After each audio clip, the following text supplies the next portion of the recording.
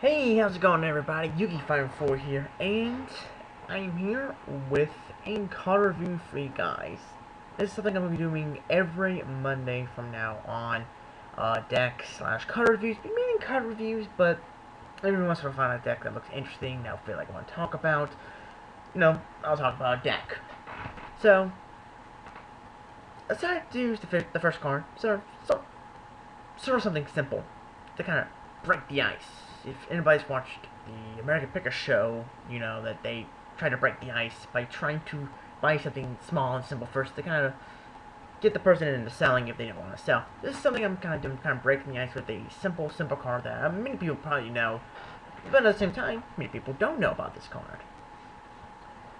And the reason I'm sort of doing this is kind of a way, it's kind of like a news resolution for my channel. I'll go in more in depth in that in like another video this week, either Tuesday or Thursday, one of those 2 days.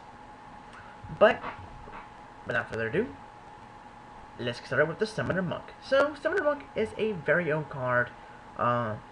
It first came out in a structure deck. It's about a structure deck that had the... I can't remember the name of it now, but it came out in a starter deck. Just not got a reprint in the Yugi's World, which is kind of cool. No, actually, got a reprint and it goes everything came out. Legendary Collection Yugi's World. But back in the day, it was an old card. It was a very powerful card back in the day. Anybody remember Rescue Cat? Darkshock Fighter? You know, Summon a Monk, get your spell, Special Cat, Tribute Cat, Special Arbellum, and another monster. Synchro Monk, get Darkshock Fighter, have fun. It was crazy stuff for that. So, what Summoner Monk basically does is, I kind of described it a little bit. But, when he's normal or flip summoned, he's then changed to defense position. He also cannot be tributed. Once per turn, you can ditch, you can discard a spell card to special summon one low 4 monster from your deck. That monster cannot attack during this turn. So, basically, his idea was to kind of, I don't know, he didn't really have a goal back then, because he came out before Synchros, I believe. I don't quite remember exactly when he first came up, but I believe he came up before Synchros, so he didn't really have a lot going for him at first. But when Synchros started coming around, Summoner Monk became a lot more powerful because of cards like Rescue Cat, because he can special Rescue Cat from the deck. It was essentially playing, because Rescue Cat was a 2 at one point in time, and it was essentially playing 4 Rescue Cats, because you had 2 in the deck, you had 2 Summoner Monks, you had 4 Rescue Cats in the deck. It was crazy. So that was the main thing for Summoner Monk back then, was Rescue Cat, go to Darkshock Fighter and start doing crazy shit that Darkshock Fighter did. Obviously, you can't do that anymore because both Rescue Cat and Darkshock Fighter are banned. But is Summoner Monk still a good card? Does he still have some pretty damn good plays that may or may not be relevant for the meta, but, you know, still have some good plays in decks? Yes, I believe he does have some relevance in decks even till this day.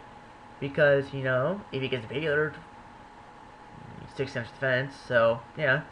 So, what are some cards that Summoner Monk can actually utilize? Well, first off, is the Hunters. Pa Hunter and Ma Hunter. The Hunters is a very, very fun deck. Basically, when they are normal summoned, when they're normal summoned, I can't believe I said that, I play them a lot. I don't know why I said that, but Pa and Ma Hunter have the effect of once per turn, you can normal summon one low 4 light thunder monster from your hand, except for, you know, themselves. So you can't summon Pa and Ma, but it's an addition to your normal summon. So pretty much what you do is ditch your spell, special summon Pa or Ma, use their effect to summon another low 4 light thunder monster, and you got instant Shockmaster, instant Volandy Sigma, instant Evil Swarm, Outer Boros, and stuff like that. So it helps out a lot with that. So essentially, since you mainly want to be playing 3 Pa Hunters and 3 Ma Hunters, you're pretty much kind of playing 2 of more of each, to a sense. So, but one thing of Summoner Monk is that you're playing like 2 extra copies of a card. So if you have 3 of one card, you're essentially playing 2 more. So you're essentially playing 5 of another card, of one card. If that's the card you really want to get with Summoner Monk. That's kind of how it works. Another kind of OD play with Summoner Monk is getting out tuners. Well, there was only one level 4 tuner, which was called the Rose Warrior. Can't remember her name now. She's the no card. I'm not prepared for this, actually, as you can tell. I need to be more prepared, but basically, there's a level 4 tuner that was a promotional card for Crossroads of Chaos.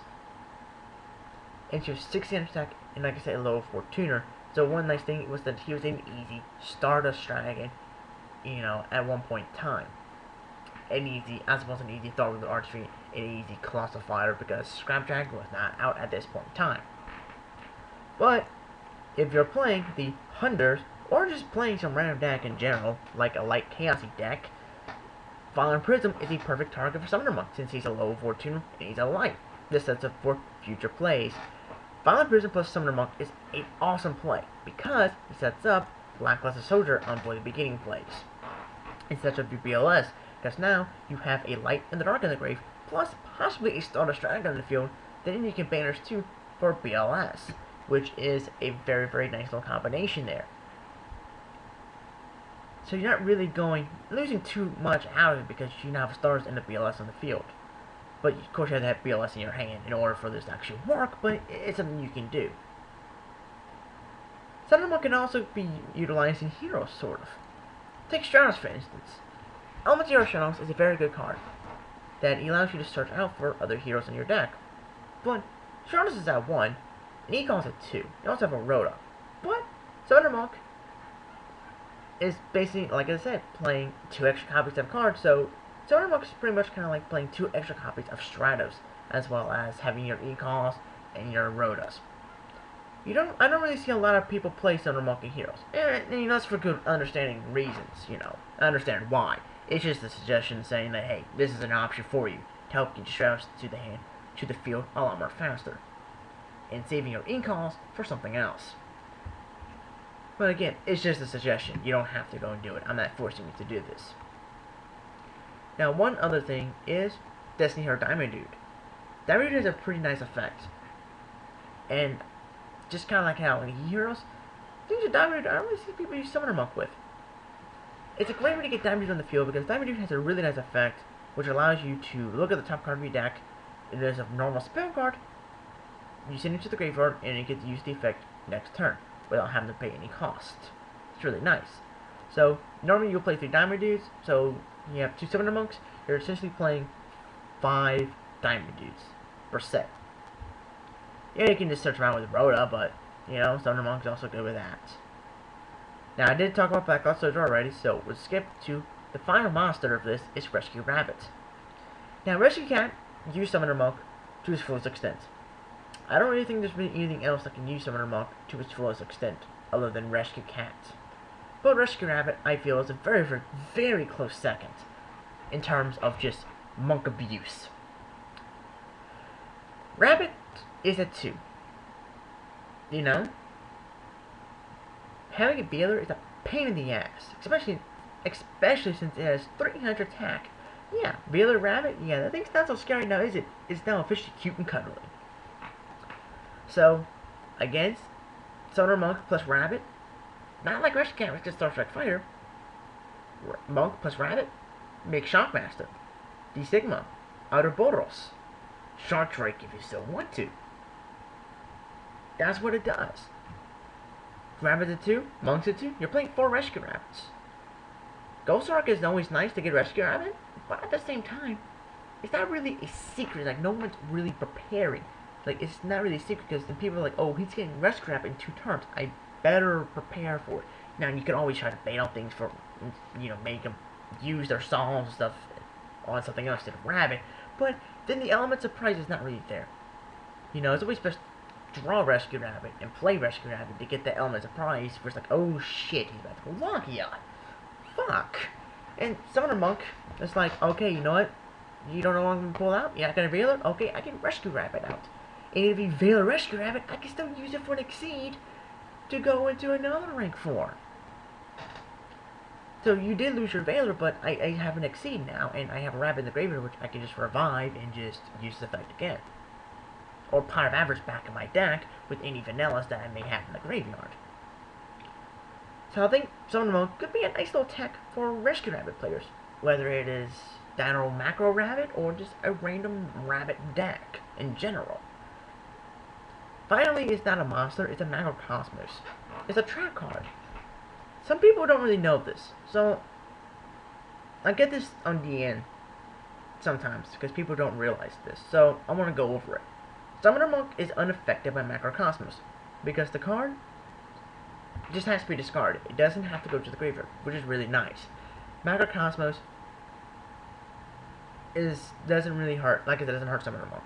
It's really nice. So it makes Summoner Monk much more versatile in terms of how you can play him. So you can play this bastard in Macro Rabbits if you want to.